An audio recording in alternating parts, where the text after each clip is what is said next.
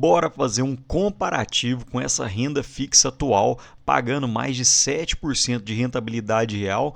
Ou será que as ações no momento estão mais atrativas? Qual a melhor opção? E eu quero mostrar para vocês também uma nova aba que eu adicionei na minha planilha. Olá pessoal, meu nome é Rafael, falo do canal Ponto de Investimento Sem Enrolação, bora lá? E antes de mais nada, gostaria de mostrar para vocês a correlação que existe entre a taxa Selic no gráfico que encontra-se abaixo e o Ibovespa. Percebam que entre 2008 até meados de 2016, a taxa Selic ficou num patamar bem alto, entre 8% e 14%, enquanto isso o Ibovespa foi realmente um moedor de carne, chegando em torno de 60 mil em 2008 e depois mais de 6 anos praticamente lateralizado, enquanto em 2016 chegou a bater cerca de 35 mil pontos. E aqui eu queria mostrar a correlação incrível.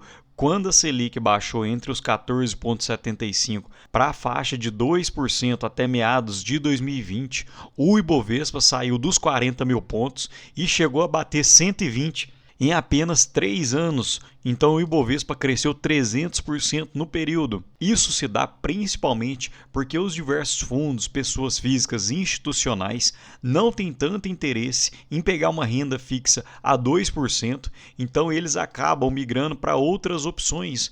Porém, percebam que o Ibovespa já começa a responder antes mesmo da taxa Selic começar a baixar.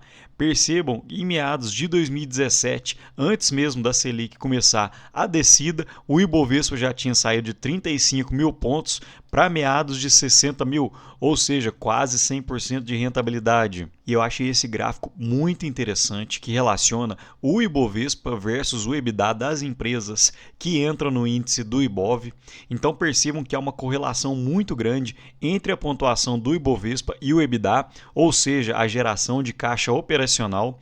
E desde meados de 2021, o Bovespa encontra-se lateralizado, enquanto as empresas têm tido uma alta geração de EBITDA. Então isso pode ser um indício que em algum momento o Ibovespa pode querer encontrar a linha do EBITDA para poder continuar essa correlação entre pontuação e geração de caixa das empresas. E aqui um gráfico muito interessante dentro de um relatório do pessoal da BTG Pactual que mostra o Earning Yield, ou seja, a discrepância entre o preço sobre lucro do Ibovespa pela taxa NTN-B 2035. Então, para poder calcular o Earning Yield, você pega 1 dividido pelo preço sobre o lucro do Bovespa menos a taxa NTN-B 2035, que na época do relatório encontrava-se em torno de 7,2%, bem parecido com a taxa atual. E o próprio BTG já mostra o preço sobre o lucro do Bovespa projetado de 12 meses, que fica em torno de 8,3%.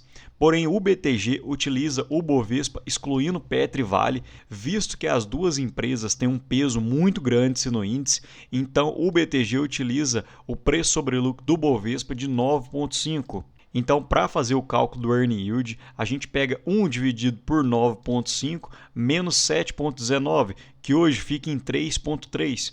E o que isso significa? A Bolsa Brasileira está pagando um prêmio muito próximo do Tesouro Direto. Então, teoricamente, você não está tendo um prêmio muito grande para poder apostar em ações. Percebam que em meados de 2023 havia uma diferença muito grande entre a média do Earning Yield, que foi de 3,1 nos últimos 10 anos, e o prêmio de risco para você poder investir em ações, que encontrava-se em torno de 6,1.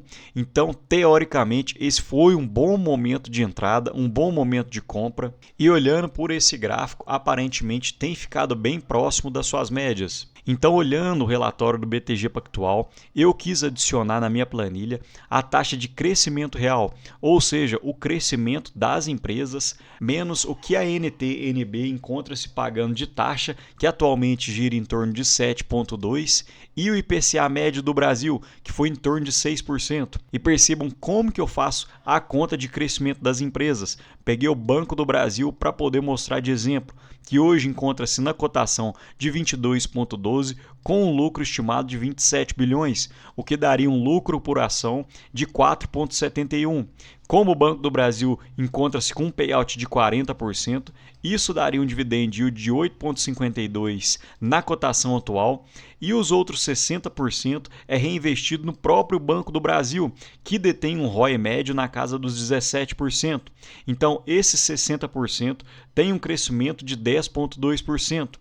E fazendo o somatório entre o dividend yield e o crescimento do Banco do Brasil, daria 18,72. Se nós retirássemos o IPCA médio de 6% e o retorno real da NTN-B de 7,15, mesmo assim o Banco do Brasil ainda teria um retorno de 5,57%.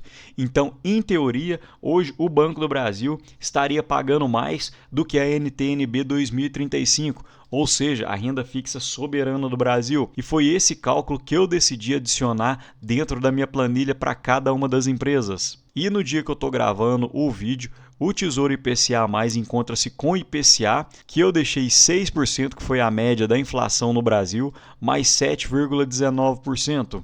Então hoje, organizando a coluna da rentabilidade real, colocando em ordem decrescente, a melhor empresa olhando esse quesito seria a Malha Metal Leve, que teve uma rentabilidade real em torno de 22%, e realmente essa é uma das empresas que eu mantenho no radar. Banco Mercantil, que teve uma rentabilidade realmente fora da curva, maior do que o Banco Itaú, maior do que o Santander, então realmente foi algo extraordinário.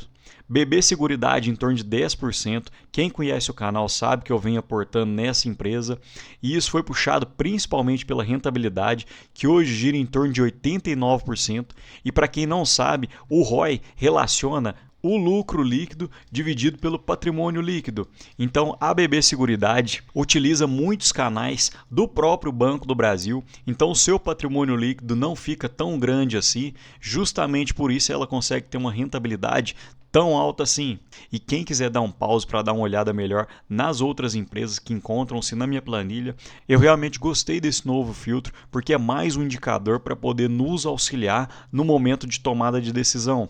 E aqui eu quis deixar um ponto de atenção. Essas são as empresas que hoje têm uma perspectiva negativa em relação à rentabilidade do Tesouro IPCA, porém não seguir apenas por um indicador. Utilize vários indicadores. Perceba que a Vivo subiu muito na cotação no último ano, PetroRio também, Copel é uma empresa que saiu dos R$ 8 para em torno de 12. A B3 também subiu muito em 2025. A TIM também teve uma alta na cotação muito grande. Então, justamente por causa dessa alta muito grande, isso acaba atrapalhando a rentabilidade real das empresas, porque ela olha para o futuro com dados passados.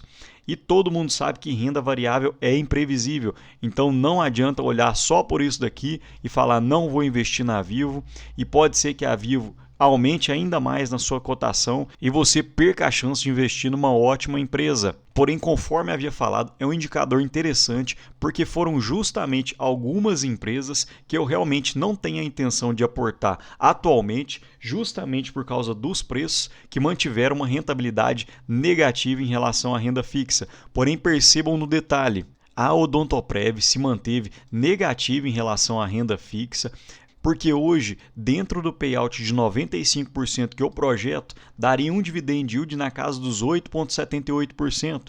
Porém, a Odontoprev é extremamente rentável, tem um ROI de 41,2%.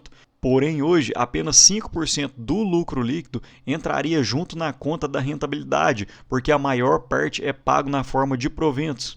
E percebam que se a Odontoprev tivesse um payout de 50% e o restante da conta entrasse na rentabilidade, teria uma rentabilidade versus a renda fixa de 12,07%. Então a gente não pode olhar esse indicador de forma isolada. Hoje a Odontoprev é uma das empresas que encontram-se no meu radar, pagam bons dividendos. Esse é mais um indicador apenas para a gente complementar com outros indicadores. E para finalizar, eu quis mostrar para vocês dois filtros dentro da minha planilha.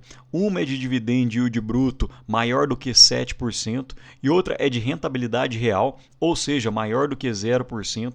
E essas foram as empresas que ficaram dentro do meu radar. E como eu havia dito, eu acho interessante que a gente mantenha de olho essa rentabilidade real, porque a maioria das empresas que encontram-se na parte de cima do meu gráfico são empresas que hoje eu fico de olho: Malha Metal Leve, Banco Mercantil, BB Seguridade, Banco Banese, que deve soltar resultados, fiz vídeo recente. Hoje eu acredito que o Banco da Amazônia esteja extremamente descontado. Marco Polo tenho na minha carteira, mas hoje eu acho que já chegou num nível maior de cotação, então eu estou aguardando. Banco Paine, Celesc, Petrobras, acredito que ainda esteja barato. Banco do Brasil também acredito que esteja barato. Irani, Banco Itaú, hoje acredito que esteja bem precificado. Banco BMG, Copasa acredito que até pague bons dividendos na casa dos 7%, mas hoje eu acredito que esteja bem precificada. Não estou aportando no setor de saneamento. Banco ABC, quem conhece o canal sabe que eu gosto do Banco ABC e tem em carteira. Banco Itaú e Itaúsa, realmente não dá para apostar contra, mas hoje eu acredito que esteja bem precificado. Caixa Seguridade, que eu tenho esperado baixar entre os 12 e 13,50 para poder começar a aportar. Bradesco, depois da alta recente, acredito que esteja bem precificado. CPFL e Banco Banrisul. Mas me conta aqui, pessoal, vocês gostaram dessa nova aba da planilha ou vocês acham que não faz tanto sentido olhar para esse tipo de rentabilidade, visto que existem algumas distorções dentro do ROI? No mais, gostaria de deixar um ótimo dia para vocês e um abraço.